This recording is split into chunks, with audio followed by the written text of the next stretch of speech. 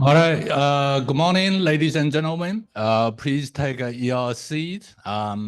We have a very limited seat inside of the room, but outside there may be still seats available, and we'll broadcast at the same time. So my name is Qingyan Chen, the director of Purdue Academy for Interdisciplinary Research. And today I have a great pleasure to introduce our distinguished speaker, John A. Rogers from Northwestern University from the United States. So Professor Rogers is widely recognized as a pioneer in the field of bioelectronics. And he's a very long title. Please be patient when I read his title. So Professor Rogers is Louis Simpson and Kimberly Quinry Professor in the Department of Materials Science and Engineering, Department of Biomedical Engineering, Department of Neurological Surgery, Department of Electrical and Computer Engineering, Department of Mechanical Engineering, Department of Chemistry, and Feinberg School of Medicine and the Department of Dermatology. Wow, long this title. This is probably the longest title I ever seen for a professor in all the departments.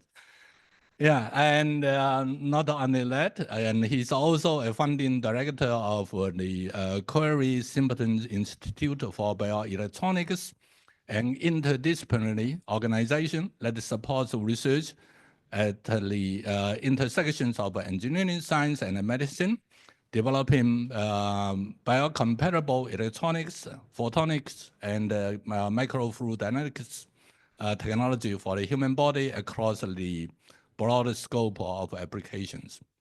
So his interdisciplinary research team, the Rogers Research Group, focus on soft materials for conformal electronics, nanophotonic structures, microfluidic devices, and microelectronic mechanical systems, all lately with an emphasis on bio-inspired and bio-integrated technologies.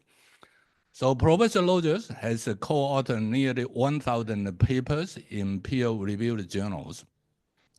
He's also the co-inventor of over 100 patents and patent applications. More than 70 of them are licensed or in active use by large companies and to startups that have emerged from his lab.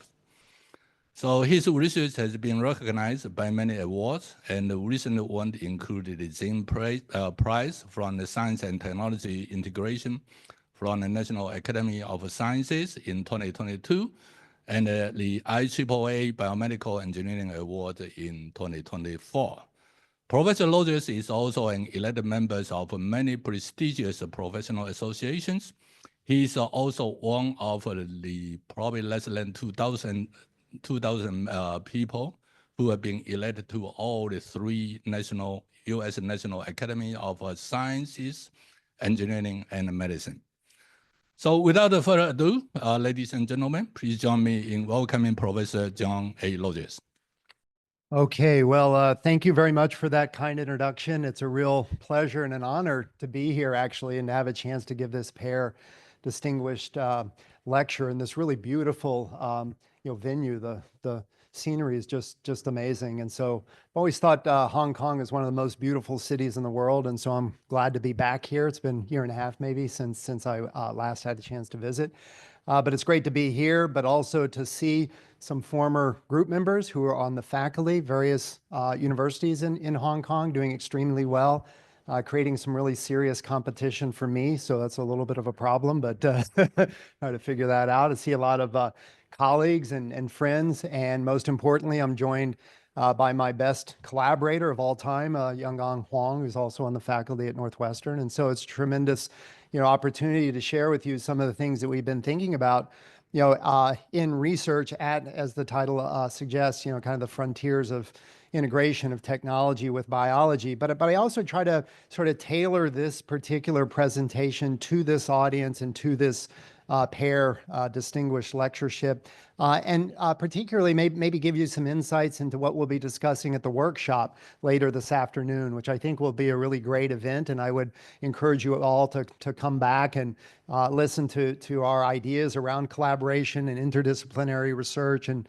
topics that I think align with the mission of the PAIR Institute, and also my own kind of style for doing research. So I think that'll be really interesting. And so in this presentation, not just a standard talk for me, I've tried to feather in kind of examples of interdisciplinary collaborative work to give you a flavor of that. And then we'll do a deep dive during the workshop. And Da-Shun Wang, who does sort of quantitative assessments of collaborative approaches to science, and can kind of put numbers around the effectiveness of that particular type of style. And we're looking forward to engaging with him on this very important topic as well.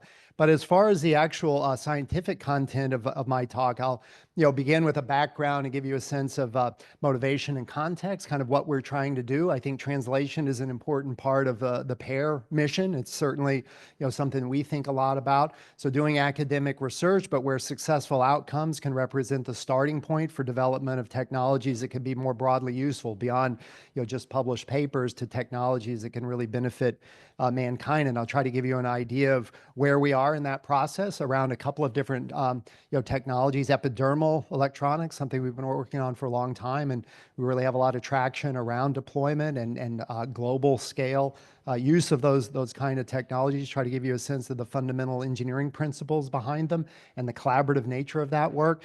And then transition to the last part of the talk around something that we're equally excited about, a little bit newer, and based around something we refer to as transient electronics. Give you an idea of that and how that enables all kinds of new sorts of temporary biomedical implants. So as was mentioned, I have appointments in a number of different departments, and we pull in expertise from every direction to try to accomplish our goals. And that involves not only engineering science, which is a dominating theme of our own research, but also collaborations with the medical community. And you'll see that in evidence as I kind of move through the presentation.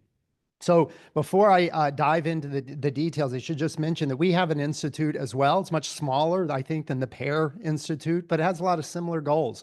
And it's set up to drive interdisciplinary collaborative work at the boundaries between engineering science and medical science. Involves a number of different faculty at Northwestern, not only the School of Engineering, but the School of Medicine as well.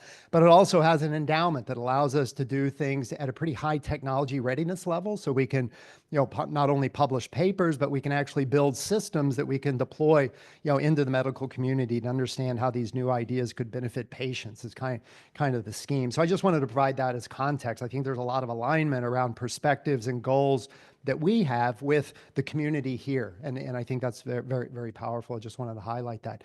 But collaboration is a key part of how we do science. And I think it really creates a rich environment for the students from a learning standpoint, but I also think that it leads to more powerful outcomes at the end of the day. And so this is just a picture of a collection of people that I've co-authored papers with, over the last several years, to just give you a sense of it. So it's chemists, it's medical doctors, it's engineers, it's device physicists, it's all sorts of different kinds of people. And the numbers here just represent the number of co-authored papers associated with each one of these individuals. And you can see there's kind of a distribution.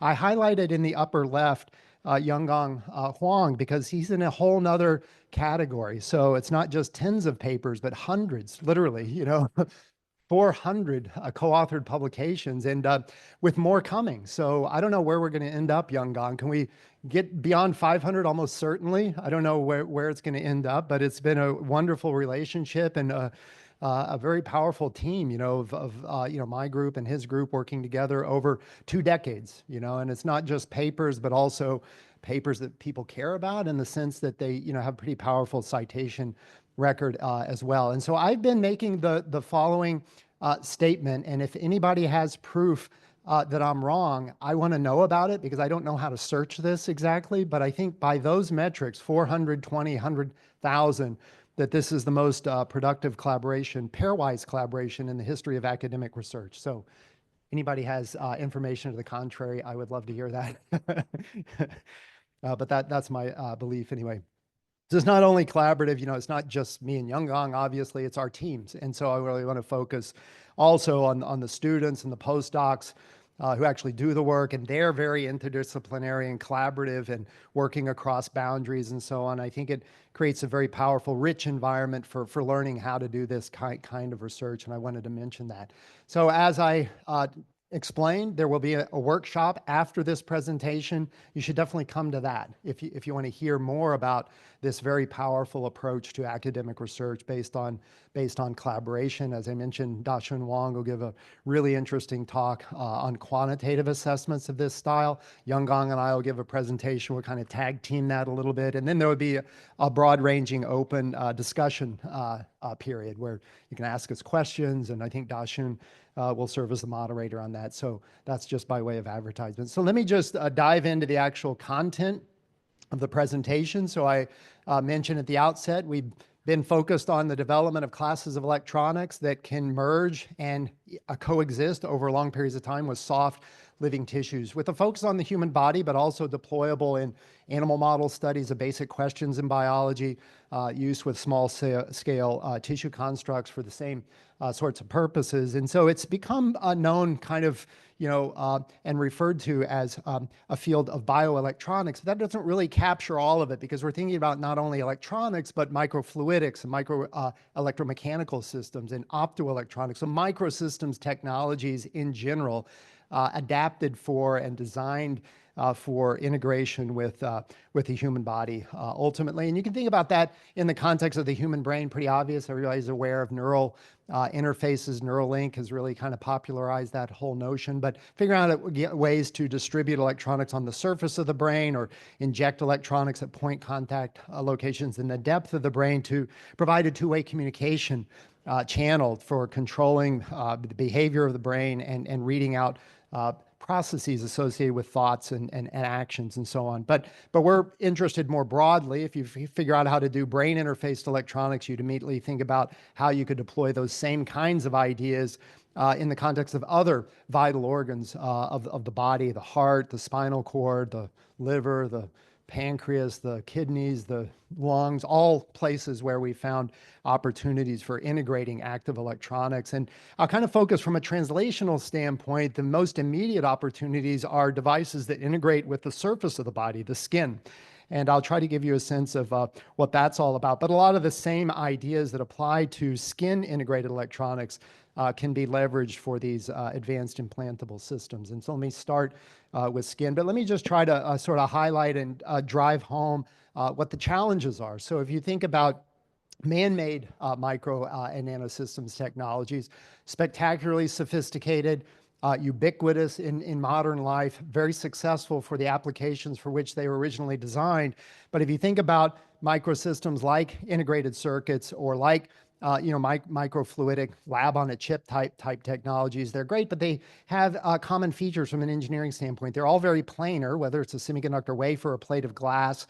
They're made out of largely rigid materials, so silicon, silica, copper, these kinds of materials.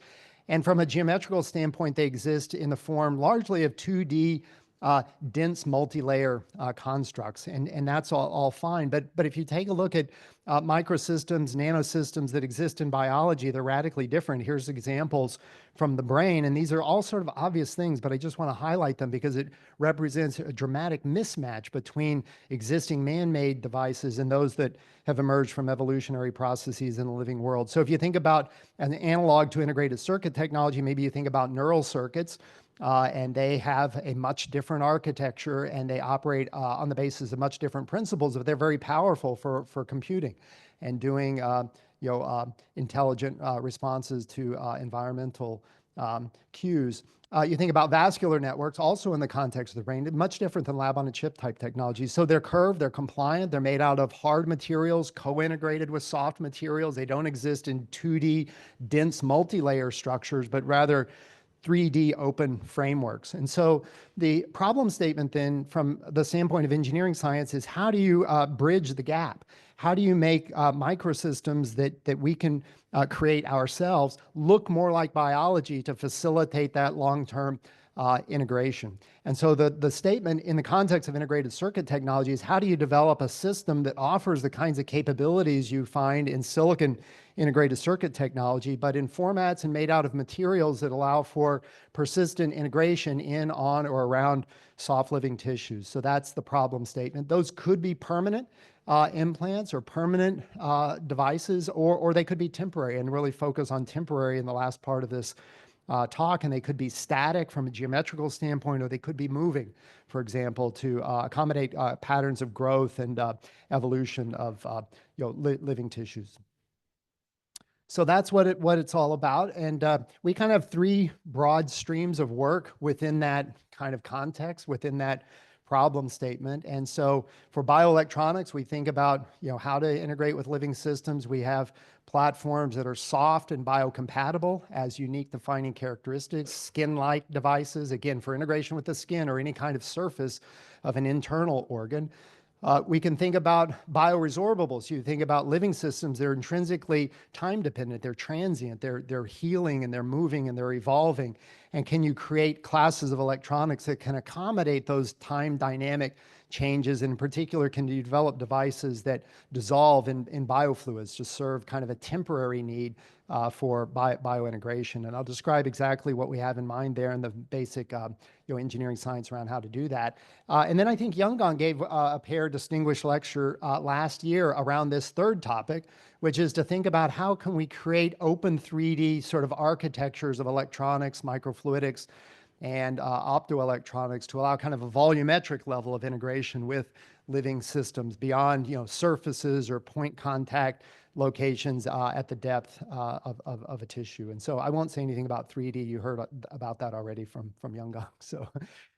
So in the context of skin, something we've been thinking about for a long time, actually dating back to 2008. And this is actually predating, conventional wearables, the Fitbit and the Apple Watch and the Oura Ring, and none of that existed back in 2008. We were still thinking about how to do electronics that will allow an intimate interface with the skin and what the ideal characteristic of that type of technology would be. And so we decided it would be sort of epidermal in nature, so skin-like in terms of all the physical characteristics. So we would want it as thin as possible. Back in those days, we were thinking 5 microns would be great if we could achieve that.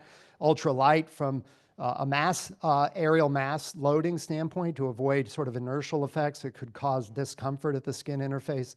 Want it to be as soft as possible, softer than skin if you could. So 5 kilopascals is sort of a target. Stretchable, so not just flexible, but something that could stretch in the same way that skin stretches due to natural movements of the body.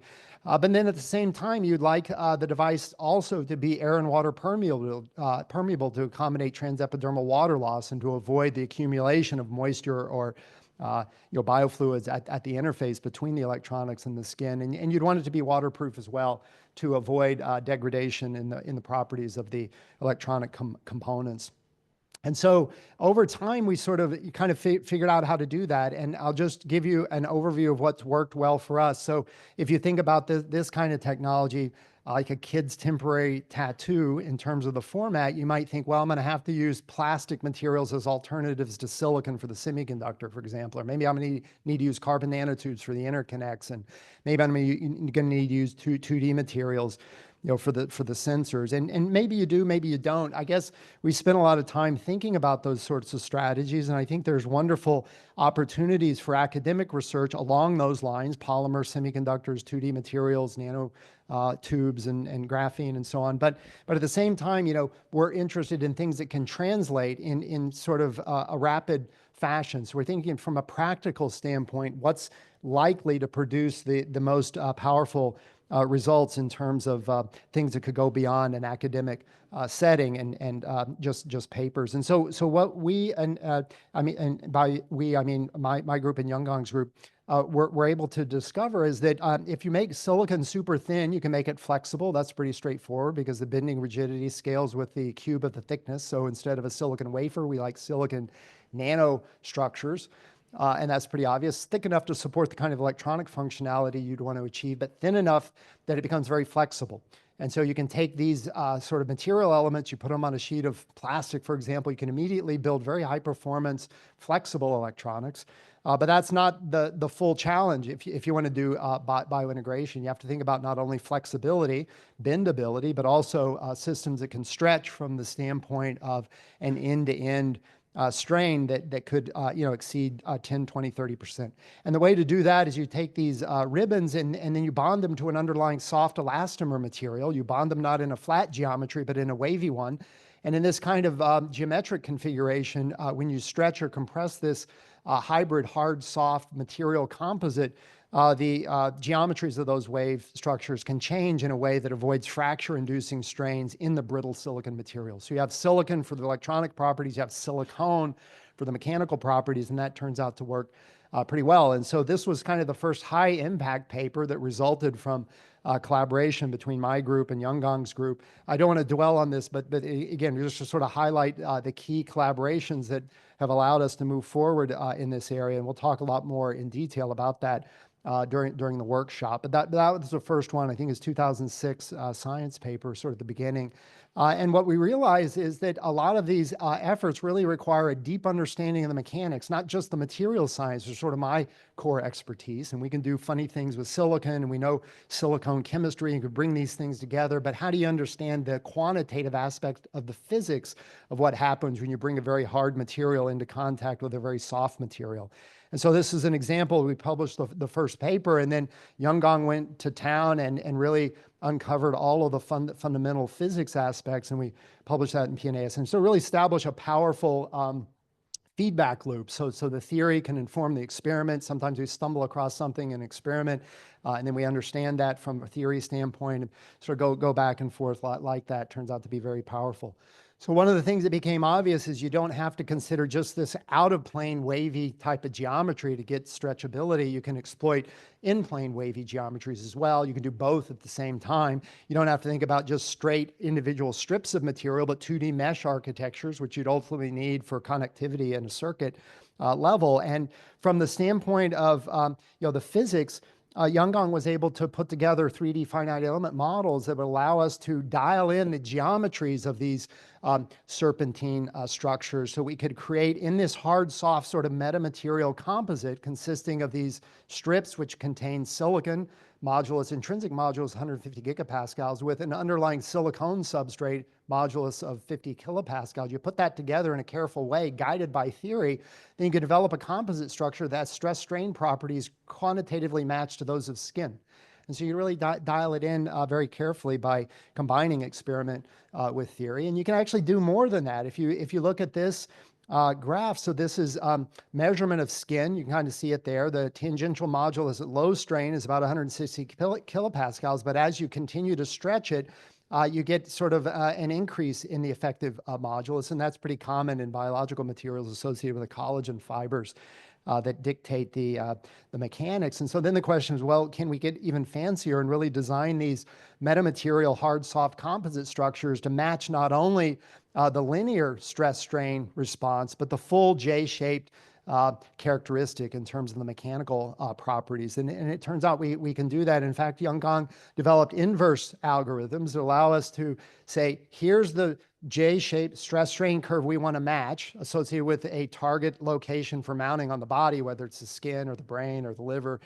What is the geometry of the hard materials that we need to consider when we integrate with soft materials to provide a precise match to the mechanics? And he could do that. So this is inverse FEA results in the form of lines. The dotted lines are experimental measurements, and then the open circles are measurements from real skin. So you just play with the geometry, play with the layouts, and you can really dial in any kind of mechanics you want.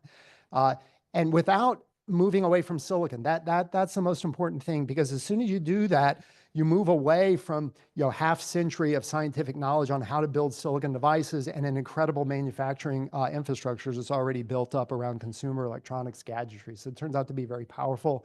And then in terms of overall design, you'd think, well, you can use these simple horseshoe serpentines, but what would be something that's more automatable and maybe more interesting and more versatile when you think about automated approaches to layout, where you have to consider circuit layout considerations, now mechanics, we decided and found, in fact, that fractal mathematics turns out to be very important there. And so all kinds of basis sets for building fractals in a sort of a self-similar iterative fashion. And these constructs turn out to have really interesting mechanical properties because sort of springs within springs within springs. And it provides sort of a roadmap for tiling out over any given area, any kind of density of these hard filamentary structures. So that turned out to be very, very powerful as well. So then the question is, who cares?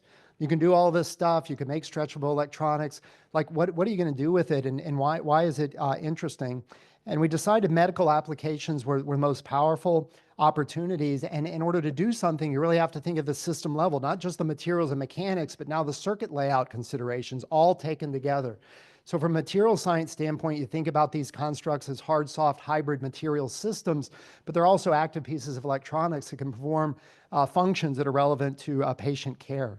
And so that's kind of what we did, and we went down that path. So we sort of put together the ideas, and this is kind of ancient history, I guess, at this point. 2011, we felt like we had a pretty good idea of what we're doing. 2014 got a little bit better. And then starting in 2016, we really decided to focus on applications, not entirely, still maintain some basic scientific research, but begin to think about applications and system level considerations. So that's the approach, that's the scheme that works.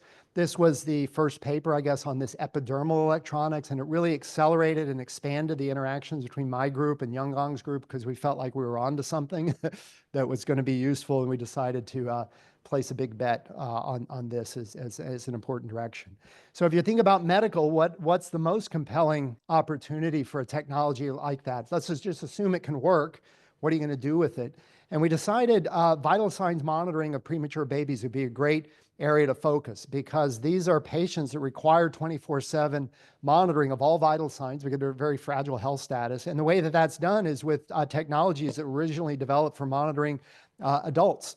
And they're really terrible mismatch with the kinds of patients of interest. So tapes that can lead to scarring and tearing of the fragile skin, hardwired biosensors that connect to expensive boxes of data acquisition electronics. Babies can't move around very easily. The neonatologist, it creates difficulties in routine aspects of clinical care, and it also prevents parents from engaging with their child. And so this was just a Photoshop version of what we were hoping to do, and it turns out that you can do all of that. So I'll just skip through it and just give you the bottom line that you can take all of this theory with electrical engineering and material science and put it together and work with folks who run neonatal intensive care units to do this. So the device that's resting on the fingers is mounted on the chest. It monitors various aspects of cardiopulmonary health. And then the other device, time synchronized with the first one, monitors blood oxygenation. And that really rounds out the complete set of vital signs that are monitored even in a very sophisticated neonatal intensive care unit. So we were able to get IRB approval, back to collaborative, bring in the medical professionals, sort of the medical science to this. That hand there is that of Aaron Honvas, who's head of neonatology at Lurie Children's Hospitals, who were able to get approval to put these devices on actual patients coming through the NICU at Lurie Children's. And because at this time they weren't FDA approved, we had to keep the wired sensors in place, but it turned out to be a great thing because then we do quantitative comparisons of data streams coming off of the wireless devices to those associated with the standard of clinical care. So we're not a software group, but if you want to really do things, you have to build systems that the nurses can use routinely. So we had to develop a graphical user interface that sort of mirrored the kind of Philips monitoring technology that they were used to.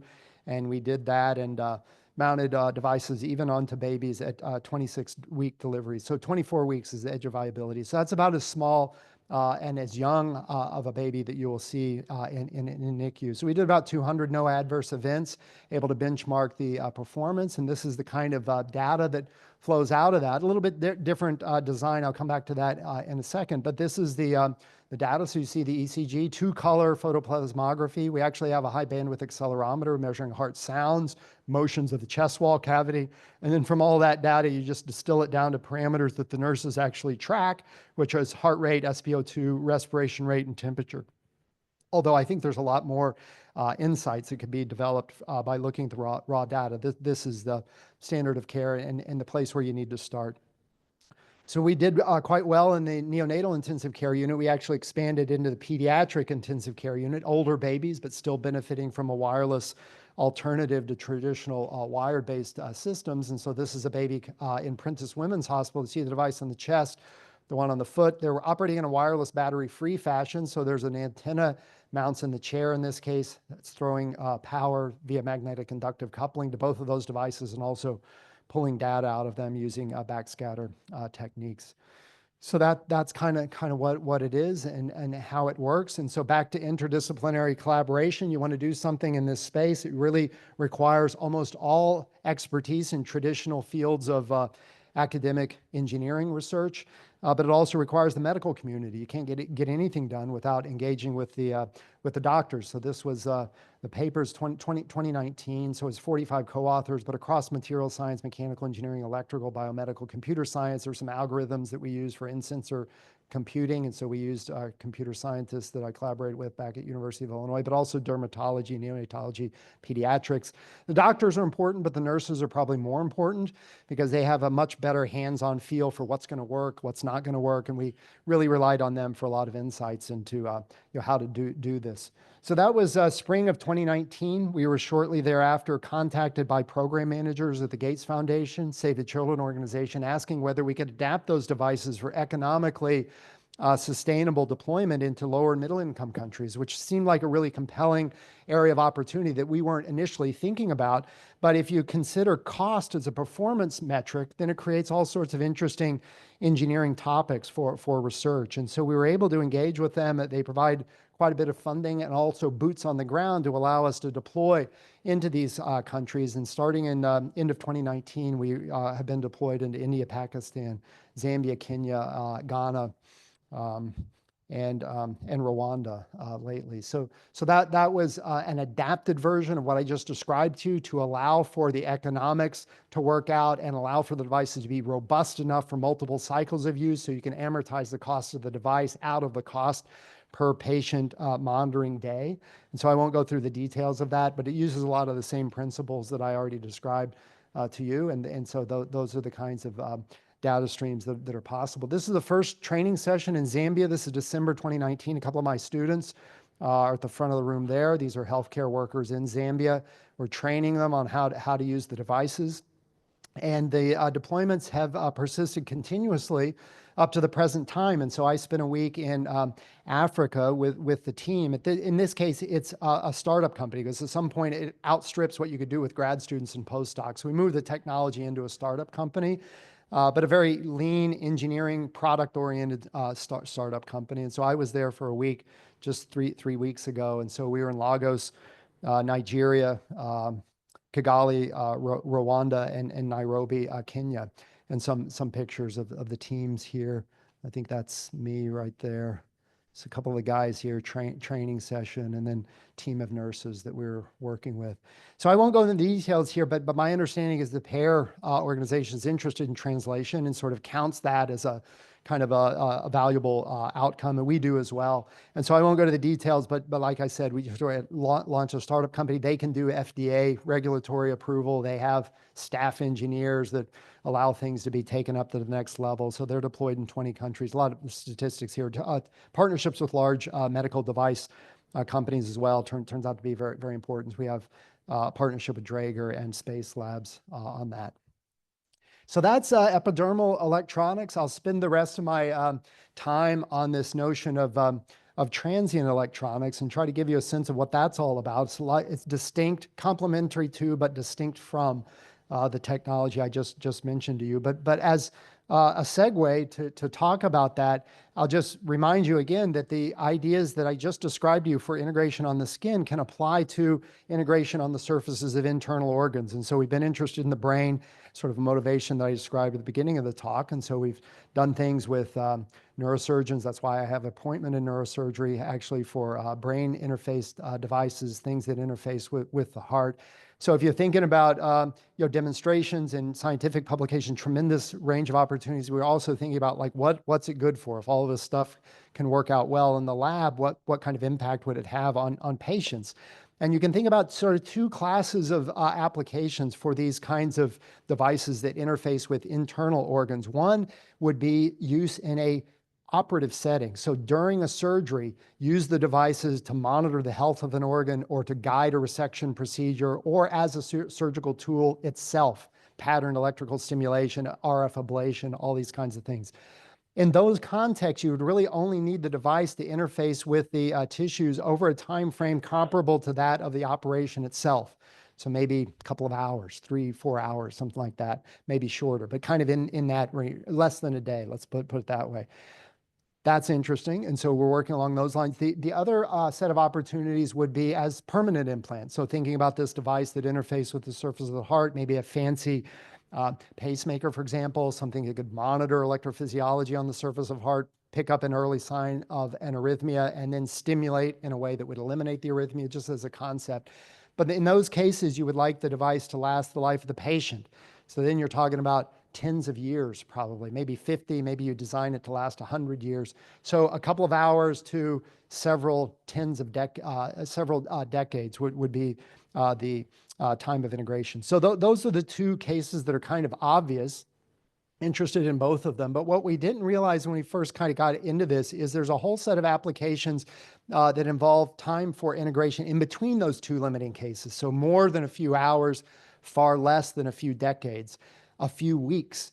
And in those contexts, you think about the device as living over a time frame that's comparable to a natural biological process, such as a wound healing, for example, internal wound, where you might need the device to monitor the healing process, detect the development of an internal bleed or an infection, or maybe you wanted to deliver a therapy to accelerate the rate of wound healing. But then once the wound is healed, you don't need the device anymore. And so ideally, you would like it to just go away, because if it remained in the body, it would represent unnecessary device load on the patient and associated risk to their health.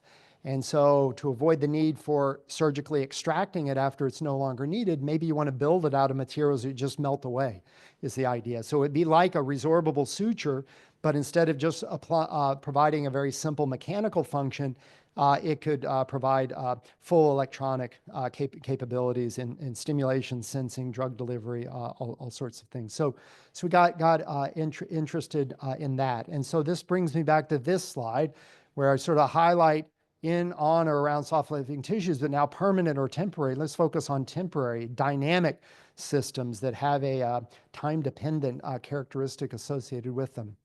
And then the question is, how would you do that?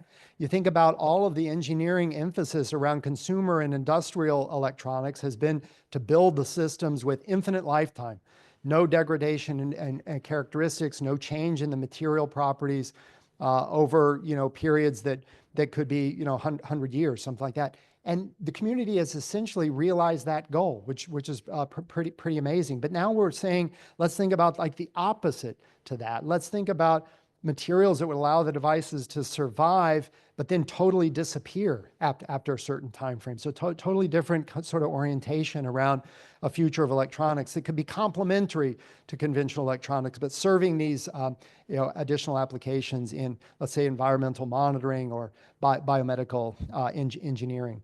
And so then the question would be similar to what I asked before in the context of stretchable electronics. How are you going to do it? What are the materials that you're going to use? And you might think again that you have to move away from silicon, you have to move away from all of these established electronic materials and develop totally new ones. Polymers, for example, where you might have enough chemical diversity to produce a polymer that supports good charge transport characteristics, but also has the ability to undergo hydrolysis to biocompatible end products when exposed to biofluids. So you can go down that path. We've thought about it. A lot of other groups have done great work in that direction. But thinking about performance, thinking about translation, it'd be great if you could do something along these lines, but without throwing out all of the sets of electronic materials that have been developed by industry over the years. And so we were sort of stuck for a while, but then I had a really great postdoc who noticed something interesting. So we were working with these silicon ribbons because we like their mechanical properties. But what he noticed, if he produces a big batch of these silicon nano ribbons and he left them in a beaker of water over a period of time, he'd come back and everything is gone. And so he took a look at that, and what we found is that silicon itself is water soluble, and this is highly underappreciated, maybe not appreciated at all. I was surprised by it, and all the chemists that I've talked to have been surprised by it as well. Device-grade silicon, when immersed in water at physiological pH and temperature, will simply dissolve away. And the reaction is silicon reacting with water to form silicic acid and a little bit of hydrogen. Now, it's very slow chemistry, and so probably something that's escaped notice, over the years, because people, you work with a bulk piece of silicon, you never notice this. But if you're working with a nanostructure of silicon, this very slow rate of dissolution can lead to the complete disappearance of the material over a period of time. And so the dissolution rate is in the range of a few nanometers per day. So the thickness of a piece of silicon will disappear over a few weeks. So you really have to be patient. You really have to be watching for this. But it turns out to be a very fortuitous set of chemical reactions that allow you to think about silicon as the basis for a transient electronic device. Now, silicic acid is naturally occurring in biofluids. It's biocompatible, and the amount of hydrogen you generate is so minute it just dissolves into surrounding biofluids. So that was very, very exciting. And so we started getting involved with Yonggang, again, coming in not from the standpoint of mechanics this time, thinking about how to model reactive diffusion processes. So we really nailed down the underlying physical chemistry associated with this process. So this is MD simulations of the dissolution of a nanocrystal of silicon. You can see over the course of this simulation that tagged silicon atom right there dissolves to silicic acid in surrounding water at neutral pH. And if you continue that simulation, the entire nanocrystal would disappear. So we got very excited, published a paper on this physically transient form of silicon electronics. Again, now it's materials, not mechanics, but bringing in theory to understand the processes of reactive diffusion to really get a good handle on this. Another collaborative paper with Yonggang's team.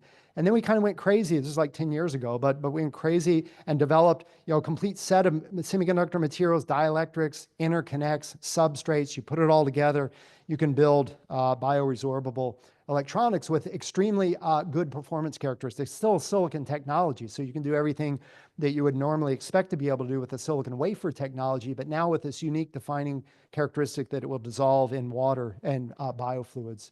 So that was amazing. Now, there are many other groups who've contributed to this space, and I also want to acknowledge many other groups, including those here in Hong Kong doing fantastic work in epidermal electronics. We're by no means the only groups in this space.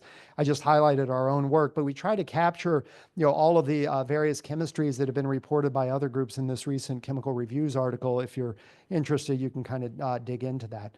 But you can put it all together. Their manufacturing approaches turns out to be not trivial to do that, but you can do that, and you can build devices like this and this one that will dissolve away in water. And so this is kind of an interesting thing. So that was September 2012, cover of Science. October 2023, same thing, cover of CNE News. So you might be lulled into the idea nothing has changed. The technology is staying the same over 10 years. But I think the reason why people are still interested in it is because we've been able to push forward with real applications. It's not just a scientific or engineering curiosity, but actually has value for medicine. And so let me talk about that. Why this sustained interest, not only at academic level, but also from a clinical translational standpoint.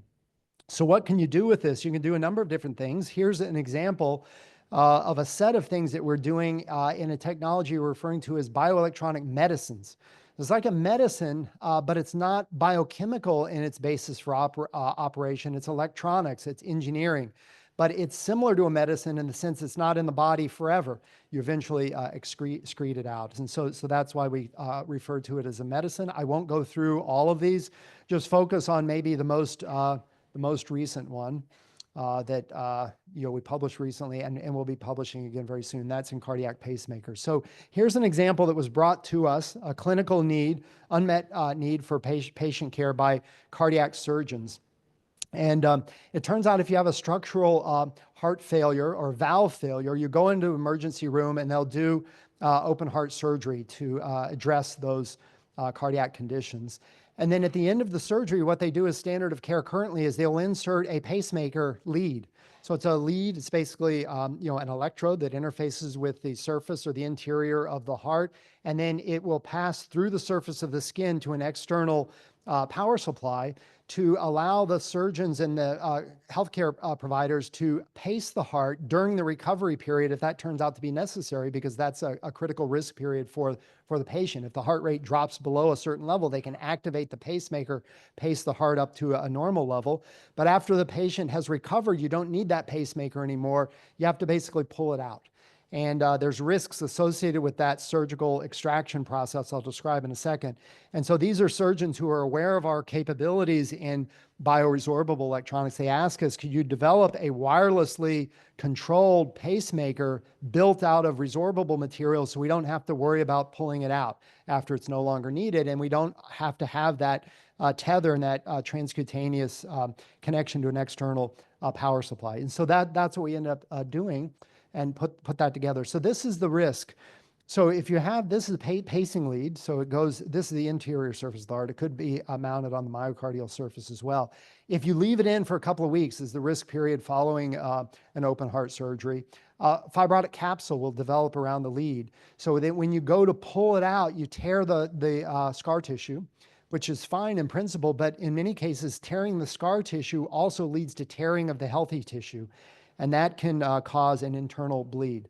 And if that goes undiagnosed, it can lead to death of the patient. And in fact, that was the reason for the death of Neil Armstrong.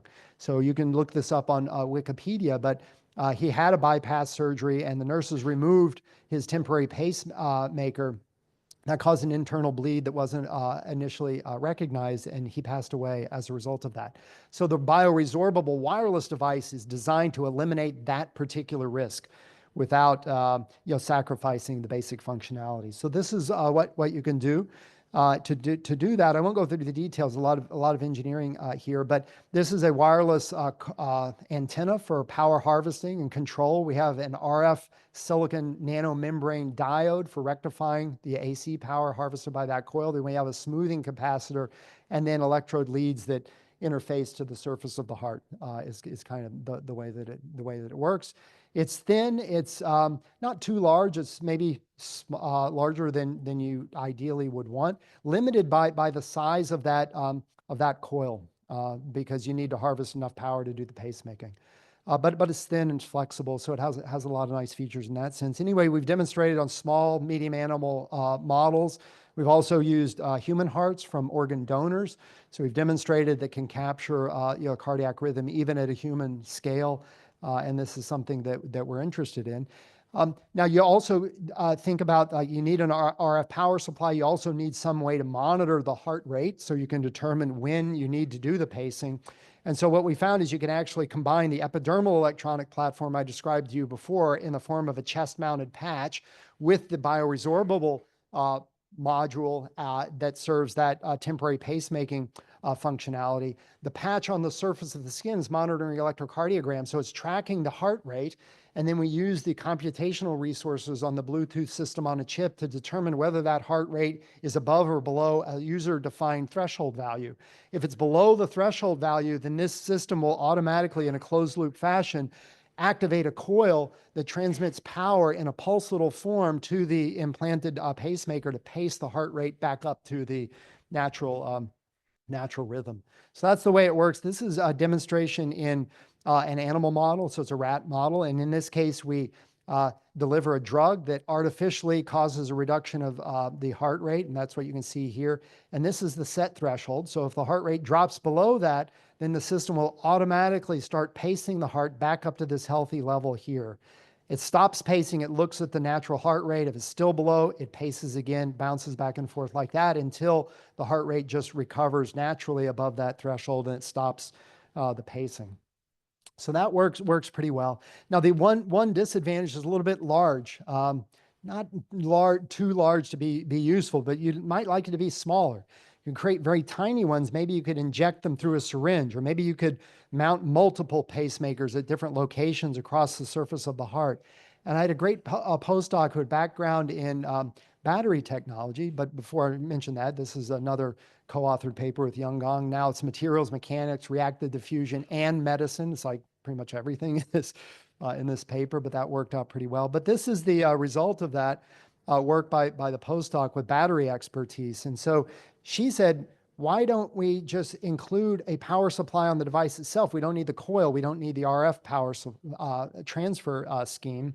And I said, well, that's pretty good, but how are we going to control it? How are we going to turn it on and off? How are we going to set the pacing rate? And the way that we did that is we included with a galvanic pair that serves as a primary battery and an electrode interface to the cardiac tissue. On the back side, we have a silicon bipolar junction transistor, which is acting as a photo-controlled switch. So the battery doesn't discharge into the cardiac tissue unless we illuminate the device with light.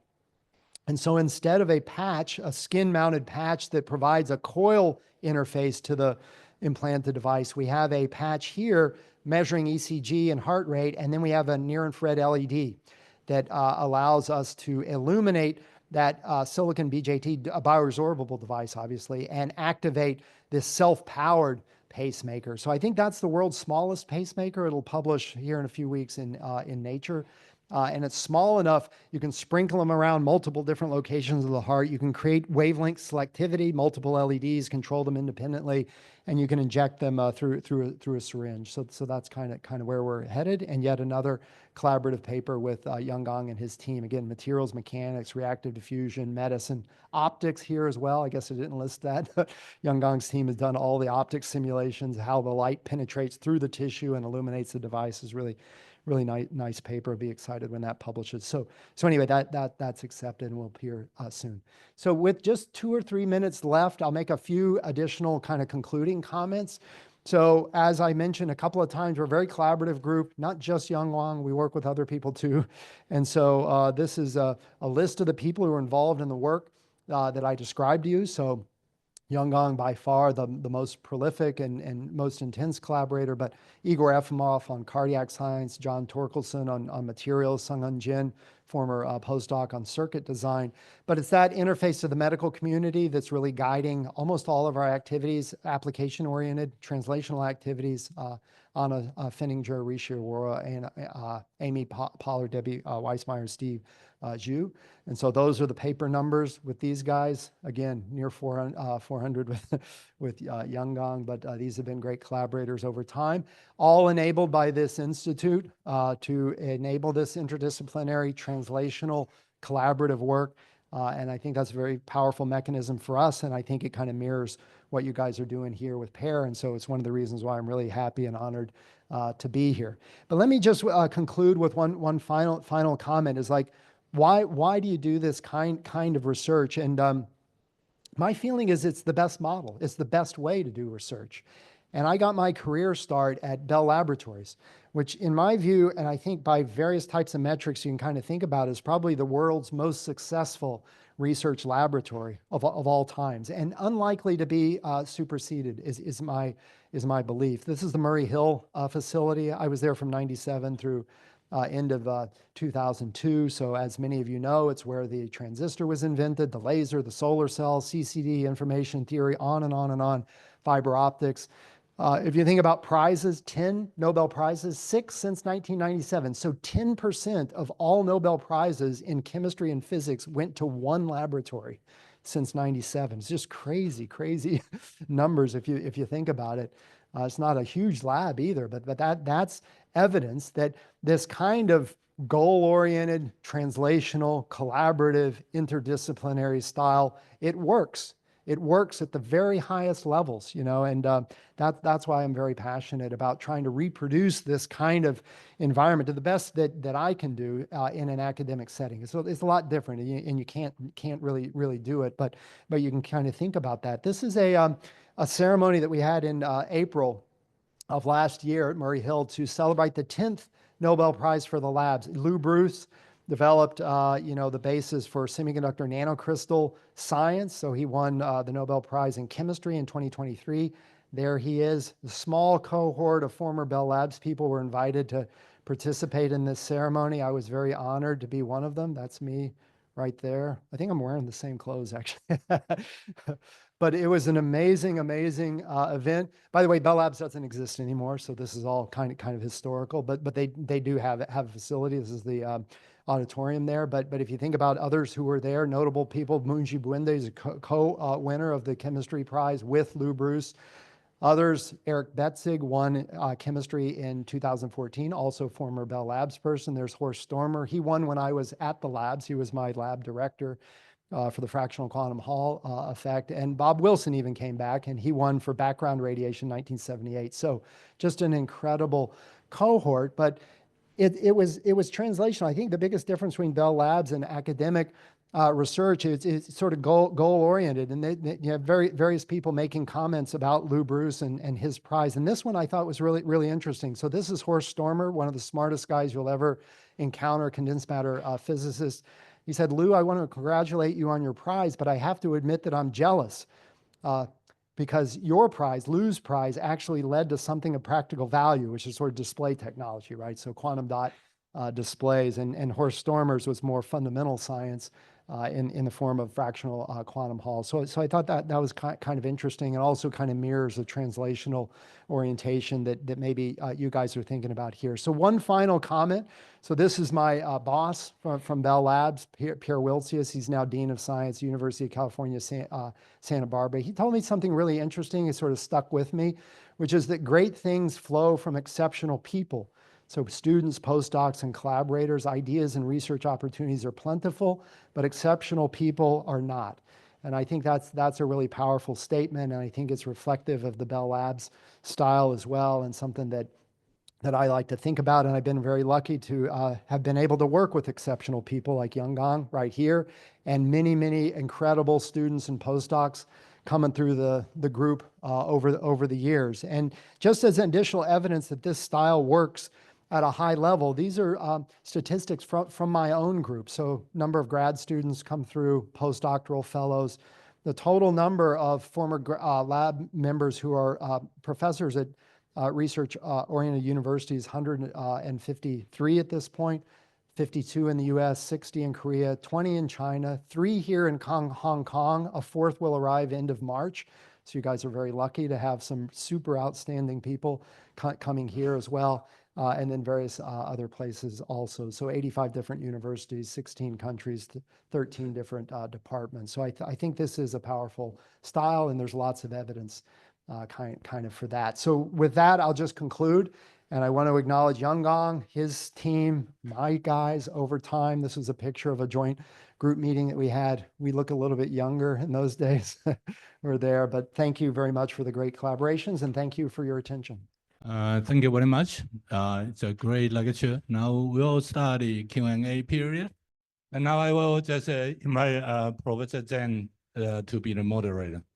Good morning, colleagues. I'm CHEN Qingyan from Department of Applied Biology and Chemical Technology. My privilege to share this Q&A session, discussion session with John. Before that, I want to appreciate a lot of John's great efforts on the field. And I think I knew you in 2009, actually before I came to PolyU. And I tell John that I wanted to come to PolyU and I wanted to work on flexible electronics, which I didn't work for my PhD, my postdoc in Northwestern. And at that time, I think you were still in UIUC. And John was very, very nice to show me around the lab personally at that time, since I tell him that I want to visit. And at that time, I was just a postdoc in Northwestern, actually. So since then, I think we've been knowing each other.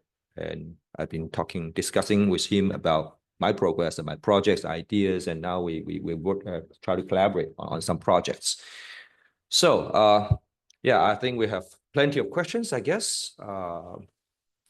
Maybe anyone want to start and raise your hands, please, or you can turn on your microphone at any time. Anyone? Yes. Professor Rogers, thank you so much for the wonderful talk. So very impressive as usual. So I have two questions actually. So about the miniaturized pacemaker. So last part you talk about. So when you design the battery, the battery, so how long it can last? And the second question is when you design this system, so which oriented? So so depending on the technical capability the battery it has, and then for clinical use, or is based on this scenario in the clinical use, such as this disease only needs the system for 2 or 3 days, and the battery is enough. So that's my question. Thank you. Yeah, that's a great question. So this is brand new work. Like I said, it's not published yet, but we've been working on this technology probably 2 years, 2.5 years, something like that. And we're following the guidance of our cardiac surgeon collaborators in terms of required lifetime. So they like to see a device that can survive a week and a half type of time frame. So we kind of designed around that kind of requirement.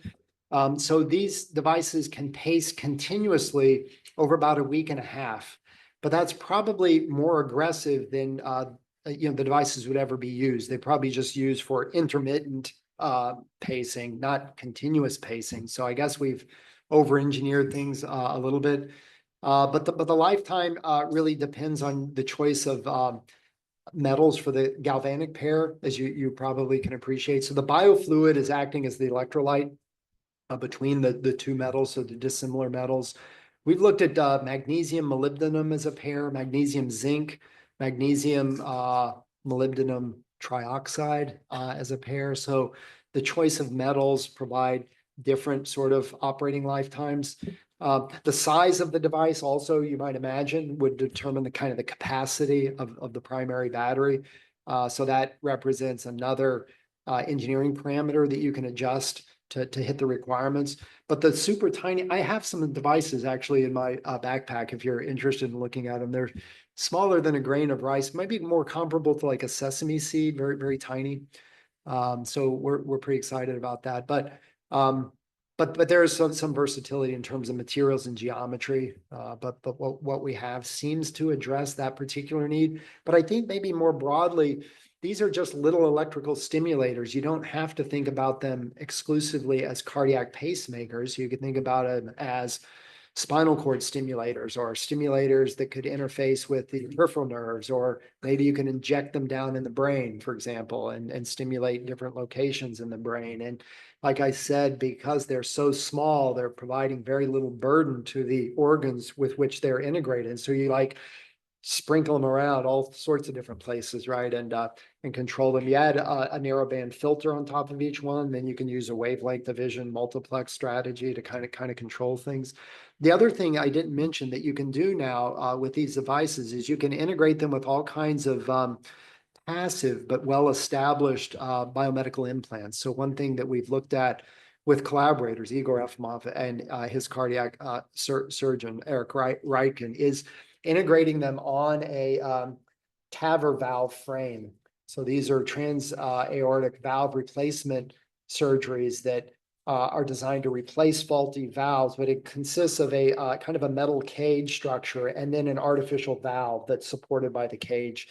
And that kind of procedure is minimally invasive, but again, like the open heart procedure, there's a risk of cardiac failure during the recovery process after the surgery.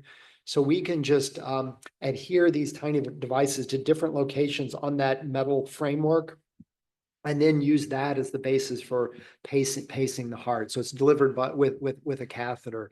But we can place enough of them around that cage structure. We don't need to precisely orient or position the cage because you have multiplicity of pacemakers, and the chances are very good that at least one of them would be able to capture the cardiac rhythm. So these are the kinds of things that we're thinking about in that context. So hopefully that answers your question. Yeah. Thank you. So let's move on. Anyone? And I think we encourage postdoc and students who are also important audience here. Yeah. To raise questions. It's very valuable. I think opportunities for you to raise questions directly to the big boss in the field.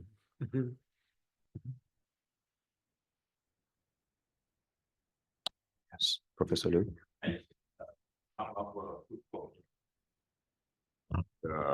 Biodegradable electronics.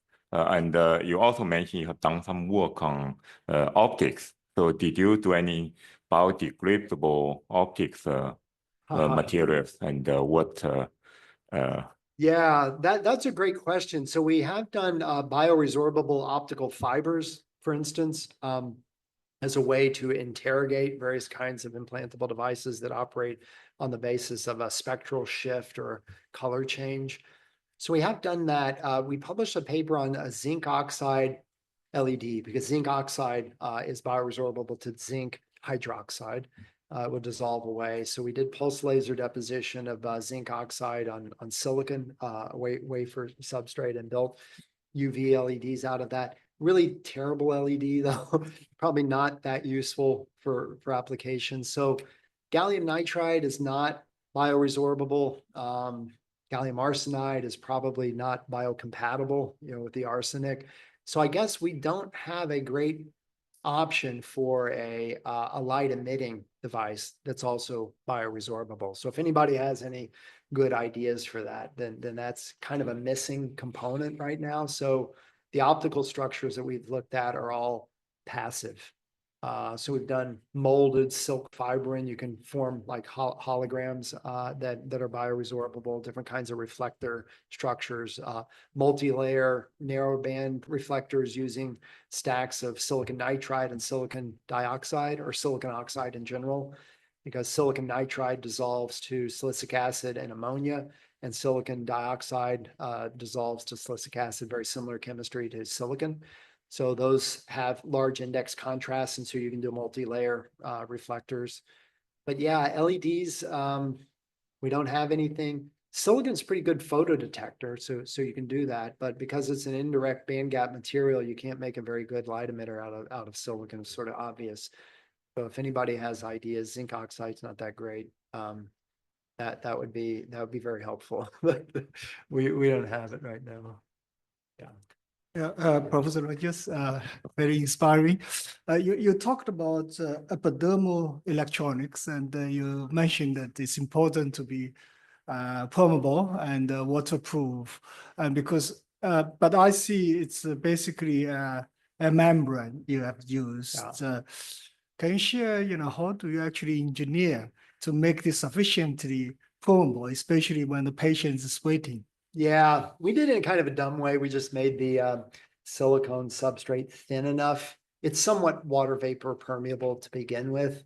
But these guys, this guy and that guy, publish a lot of papers on water vapor permeable devices, and they use fiber mats. Maybe you guys can talk about that a little bit. I think it's great innovation. Yeah, Professor Fan, who's the question raiser, I worked with Professor Fan for more than 10 years in the Institute of Textile and Clothing at that time, for over 10 years. And so we sort of collaborate with Professor Yu Xinge from City University of Hong Kong, come up with the idea of using fibrous substrate to replace thin film substrates to allow permeability of moisture and gas and somehow liquids, polyfluid, for example. So we do use all these fibrous materials and technology that I learned in ITC, and then translate a little bit into bioelectronics. That was how the story go. Yeah, it seems to work really well. It's a great innovation. Yeah, because so far commercially the best material probably is Gore-Tex, but Gore-Tex's permeability is never sufficient, far from sufficient. Yeah. Compared with the amount of sweating we have.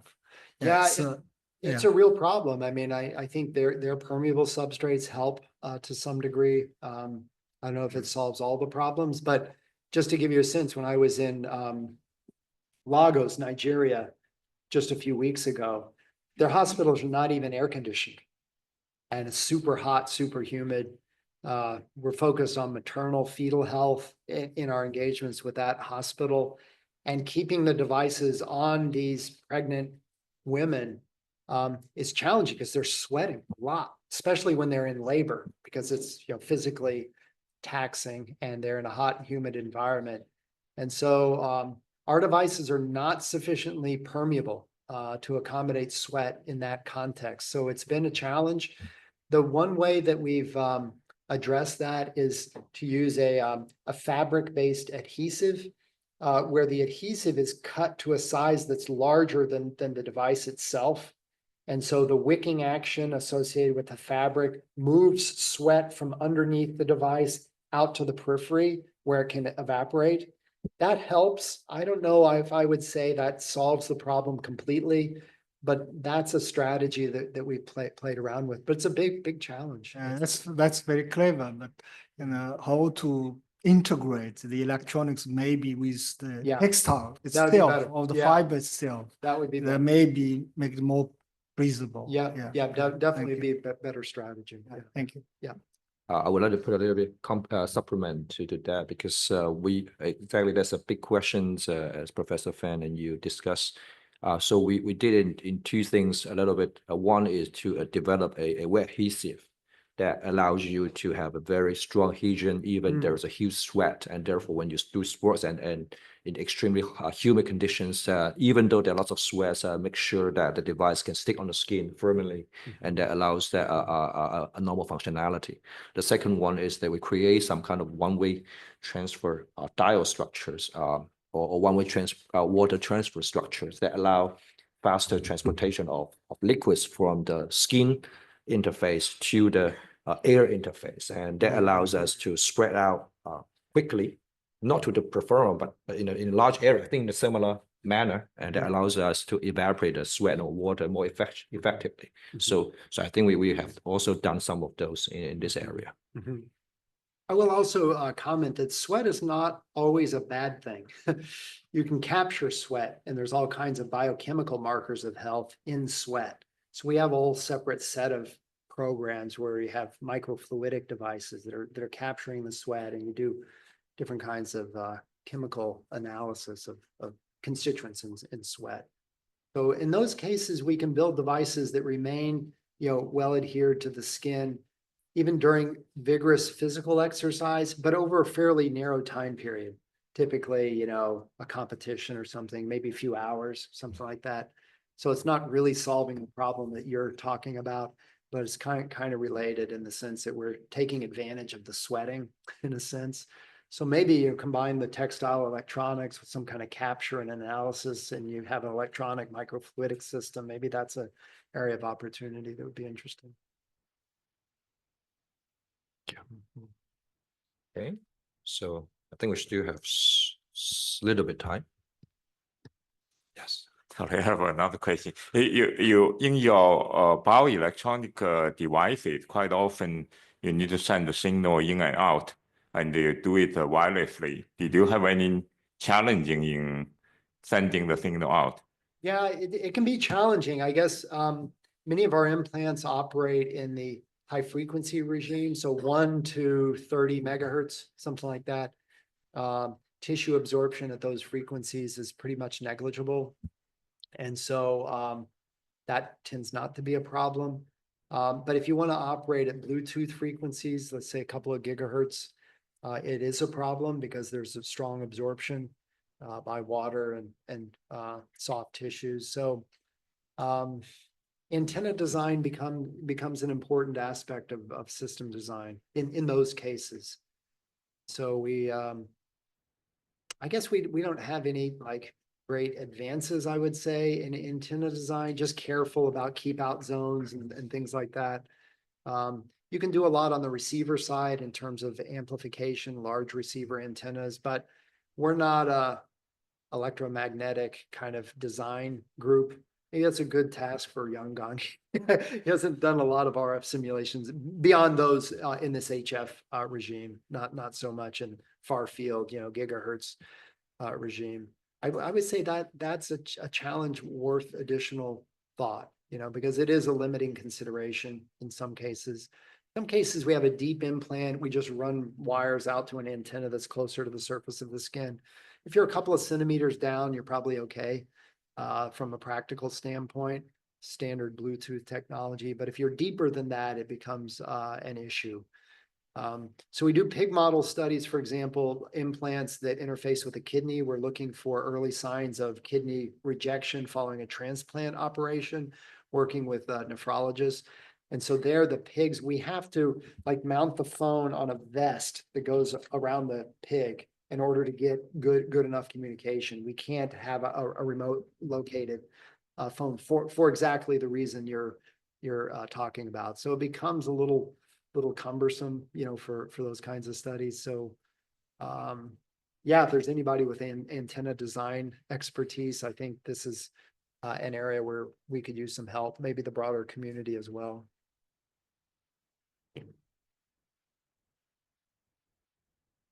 Yeah. Well, I'm a layman, but anyway, I think your lecture is wonderful, and I'd like to ask one question about this biodegradable design. It's a great idea, but not all the patients are the same, right? Some might need a little bit longer time, some may be a little bit quicker. So how do you control the degradation time? Yeah, it's a great question. It comes up a lot. So in general, we try to engineer the devices to exceed the operating time that the physician feels is sufficient.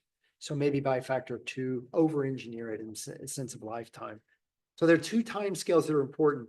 Timescale for stable operation, and then the timescale for the device to completely disappear. It's two separate timescales. The first one's really important because, as you suggest, you need the device to operate over timescales that are relevant for patient well-being.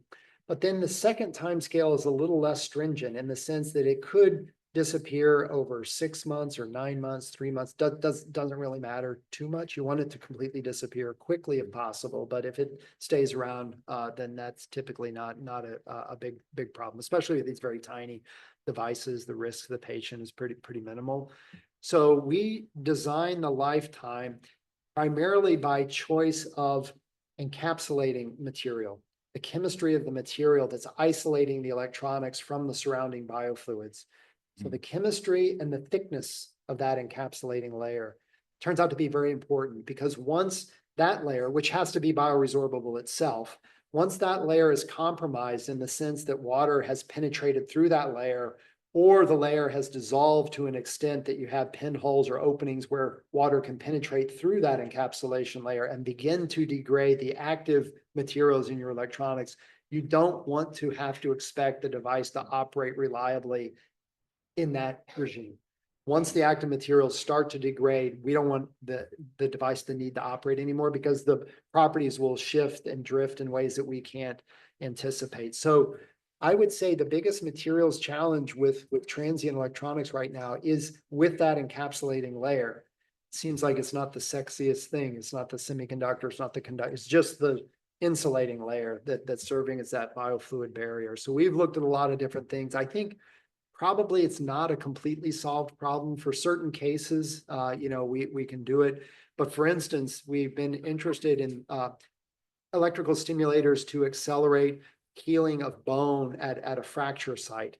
And there you'd like a transient device, but you'd like it to operate 8 or 12 weeks, because the healing time scale is much longer than what we're talking about here. We don't have a solution for an encapsulating layer that has that kind of lifetime, and it's also bioresorbable.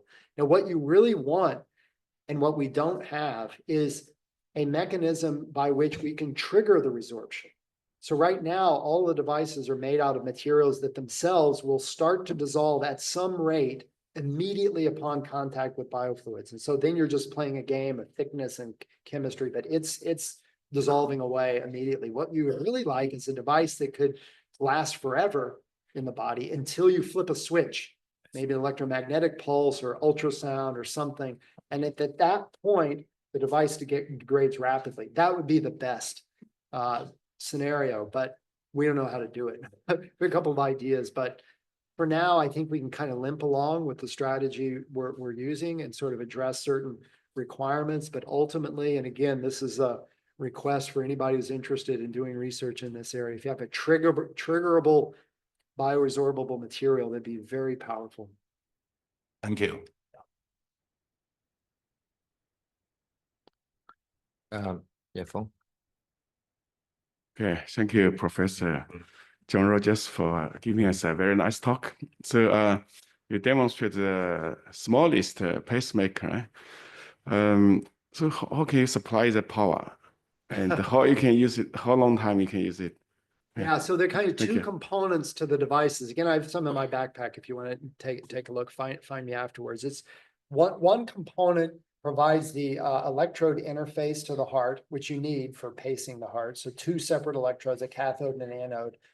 Those 2 metals also form a galvanic cell where the electrolyte is the biofluid.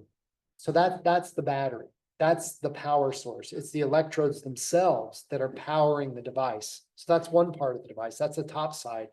On the bottom side, we have this photoactivated switch. So when that switch is open, the battery is not able to discharge. You're not closing the circuit. This is open circuit on this side. When you illuminate this phototransistor, this activatable switch, it closes that open circuit, and then the battery can discharge a pulse of electricity into the cardiac tissue. So whenever you illuminate the battery, it's on and it's stimulating the heart. When there's no illumination, it's not. So it's not light powered, it's light controlled. And it can't really be light powered because you can't get enough light through the chest, around the bones. So this phototransistor is very sensitive. Even a little bit of light, its resistance changes by 3-4 orders of magnitude. It becomes a short circuit or an open circuit, depending on whether we're illuminating it. So that's the way it works. This photo switch is made out of a silicon base material. So it's resorbable by the chemistry that I talked to you about. And then the two metals that form the primary battery, that galvanic cell, they're also bioresorbable. So they will degrade over time as well. So the whole thing is bioresorbable. It's those two components though. So it's self-powered. Okay, thank you. Yeah. I probably want to follow up on the previous question where you talk about this control of length of bioresorbability. So you mentioned that you've been playing around and you hope to play around also for this encapsulation layer materials. May I understand that is this based on assumption that the material, the electronic and semiconductors, you already have a fixed property of bioresorbability. So if we do develop some sort of new material, because I'm a material scientist, and that allow you to tune this absorbing speed, make it slower, for example, like 2 weeks, that and use your common encapsulation material, that can also solve the problem that you raised, right? Yeah, I think so. So I guess the triggerable material could be just that encapsulating layer. You don't need to trigger all of the different materials in the devices, but if you could trigger the disappearance, let's say, of that encapsulating layer, or you could fracture it into very tiny pieces so the biofluids could penetrate and begin to dissolve the whole device, that would be very, very powerful. So we're looking at a couple of things. A number of other groups are thinking about that also, but I don't think there's been a good solution demonstrated yet. So if you have a great new material concept, it would be great to contribute to that literature, and then we would just use it. Yeah, I think you have slightly more stable material. Yeah. The metals and all the other stuff than the zinc and magnesium that you mentioned. That potentially may lengthen the service time of that implant device. So I think the time is just up. So I think let me conclude that we finished this panel discussion, and let's thank the speaker again. And I understand that there's another like gifting presented by Professor Wang. So now this lecture is concluded. Thank you very much for your questions or for your attendance. Thank you.